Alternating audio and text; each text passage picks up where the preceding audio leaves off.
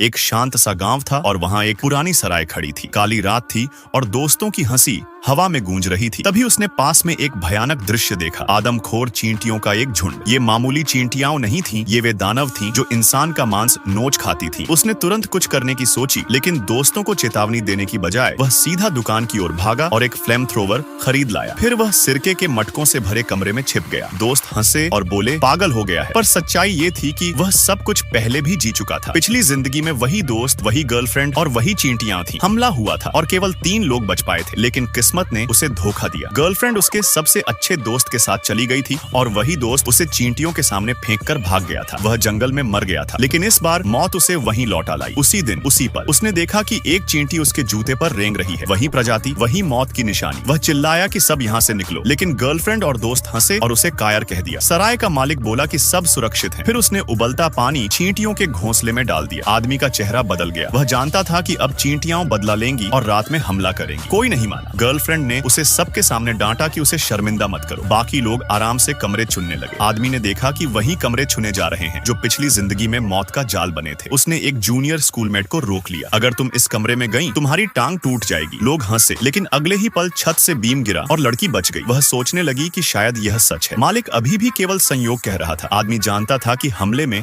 अब बहुत कम समय बचा है। स्कूलमेट उसे फ्लेम थ्रोवर खरीदने ले गई। बाकी लोग फिर से उसका मजाक उड़ाने लगे। कमरा न मिलने पर उसने सिरके के मटकों वाले कमरे में खुद को बंद किया। दीवार की हर दरार सील कर दी। स्कूलमेट ने सिरके की बाल्टी दी और कहा कि काम आएगी। गर्लफ्रेंड और दोस्त जंगल में रोमांस करने गए। तभी उसकी टांग पर एक विशाल चींटी रेंग गई। उसे मार दिया गया, लेकिन आदमी वहां पहुंचा और कांपती आवाज में बोला कि अब तुम बचोगे नहीं। वह स्काउट थी, मरते समय पूरी कॉलोनी को बुला रही थी। दोनों हंसे और गर्लफ्रेंड ने अपने अफेयर का दिखावा कर उसे चिढ़ाया। आदमी का गुस्सा फट पड़ा और वह दोस्त से भिड़ गया। स्कूलमेट ने उन्हें अलग किया और कहा कि मैं उसकी बात मानती हूँ। रात उतर आई। आदमी ने घड़ी देखी। हमले में सिर्फ 3 मिनट बचे थे। वह सिरके वाले कमरे में लौट गया। बाकी लोग शराब पीते रहे। काउंटडाउन खत्म होते ही एक दोस्त ने टांग पर खुजली महसूस की। नीचे देखा तो चींटियों का काला समंदर चढ़ रहा था। उसकी चीख ने सबको जगा दिया। गर्लफ्रेंड और सबसे अच्छा दोस्त सब पर हमला हो गया। भागते भागते उन्होंने मालिक से मदद मांगी, लेकिन उसकी नजर औरतों की टांगों पर गड़ी थी। तभी दोस्त ने गुस्से में मेज पर हाथ मारा और ऊपर से एक चिपचिपा बदबूदार तरल उसके हाथ पर टपका। यहीं असली डर की शुरुआत हुई।